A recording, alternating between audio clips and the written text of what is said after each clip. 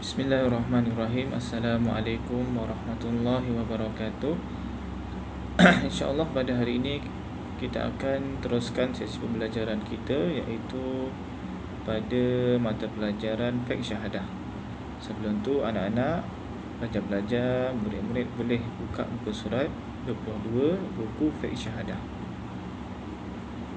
InsyaAllah pada hari ini kita akan masuk tajuk yang ketujuh, iaitu Allah Maha Pencipta. Okey, sama-sama ikut Ustaz baca potongan ayat Al-Quran. Firman Allah Ta'ala, A'udzubillahi minasyaitonirrajim. Rabbus samawati wal ardi wa ma bainahuma fa'budhu wastabir li'ibadatihi hal ta'lamuna lahu samiyya. Lagi sekali, Rabbus samawati wal ardi wa ma bainahuma fa'budhu wastabir li'ibadatihi hal ta'lamu lahu samiyya.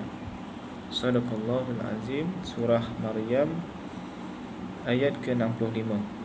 Maksudnya, Tuhan yang mencipta dan mentadbir langit dan bumi serta segala yang ada di antara keduanya. Oleh itu, sembahlah engkau akan Dia dan bersabarlah dengan tekun dalam beribadah kepadanya. Adakah engkau mengetahui siapa yang sesama dan sebanding dengannya? Jadi, insyaAllah pada hari ini kita akan sama-sama mempelajari dan memahami apa dia yang dimaksudkan Allah Maha Pencipta. Disebutkan dalam ayat Allah Subhanahu wa Ta'ala, Allah ataupun Tuhan adalah pencipta dan pentadbir langit dan bumi. Kita kena yakin dan percaya bahawa Allah adalah Tuhan yang mencipta dan mentadbir langit dan bumi. Allah yang menguasai langit dan bumi, Allah yang mengawal langit dan bumi, dan Allah juga yang mengawal makhluk-makhluknya yang berada di langit dan di bumi. Itulah kekuasaan Allah Subhanahu wa Ta'ala, serta segala yang ada di antaranya.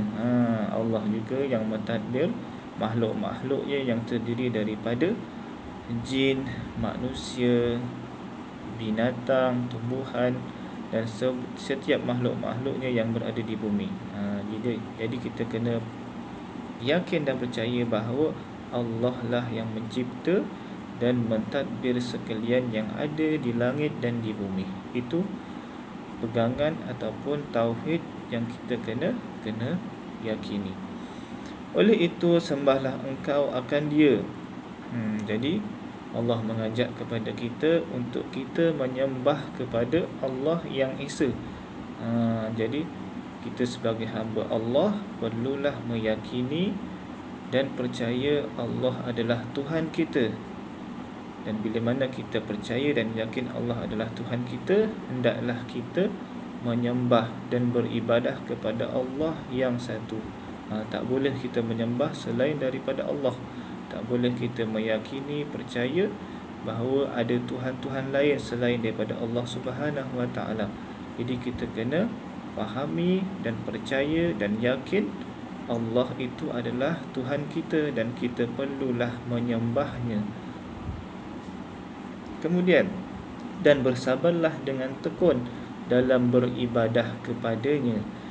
Dalam kita beribadah kepada Allah, perlulah kita meletakkan keyakinan, kesungguhan, ketekunan kita untuk beribadah kepada Allah. Contohnya dalam kita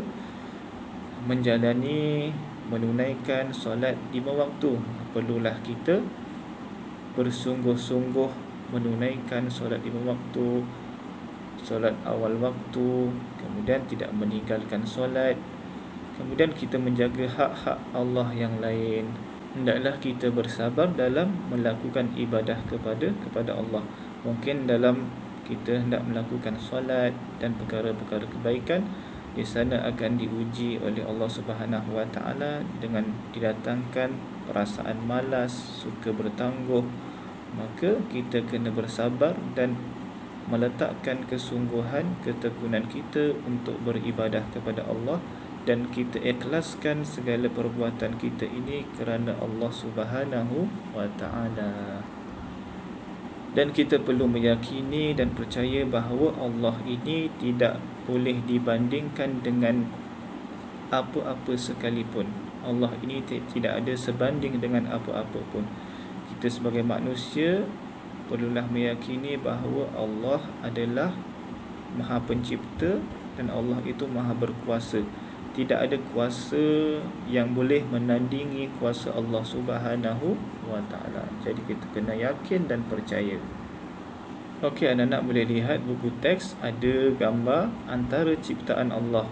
Kita lihat antara ciptaan Allah adalah sungai ataupun alam ciptaan Allah, alam persekitaran. Kemudian ada gambar buah-buahan. Buah-buahan juga adalah antara ciptaan Allah Subhanahu Wa Taala. Kemudian ada bunga, kemudian ada binatang, harimau, kemudian ada elang. Semua ini adalah ciptaan Allah Subhanahu Wa Taala. Kita sebagai manusia, kita tiada daya dan upaya untuk mencipta benda-benda yang diciptakan oleh Allah Subhanahu Wa Taala. Jadi kita tidak ada kuasa, melainkan Allah memberikan kita kuasa. Jadi kita kena yakin dan percaya bahawa Allah Maha Berkuasa mencipta makhluk-makhluknya dan benda-benda yang diciptakan.